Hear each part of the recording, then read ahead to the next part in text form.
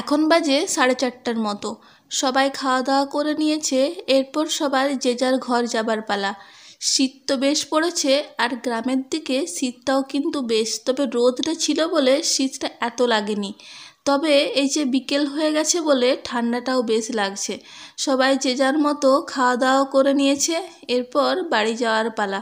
এই সময়টা একদম খারাপ লাগে। সারাদিন বেশ মজা হয়েছে, কিন্তু এই যে বিকেলবেলায় সবাই চলে যাচ্ছে দেখে সবারই মনটা খারাপ, সবারই চোখে জল। আর আমার বুড়ো ঠাকুমাটা তার কাছের মানুষগুলোকে দেখে তো খুবই খুশি, আর তারা এখন চলে যাচ্ছে দেখে আমার ঠাকুমাও সবাইকে না পেয়ে এত কান্নাকাটি করছিল, সে আর কি বলবো। তাই সবাই যখন চলে যাচ্ছিল ঠাকুমা ঘরেই ছিল, কারণ বেরোয়নি, কারণ সবাইকে দেখলে আরোই কষ্ট পাবে।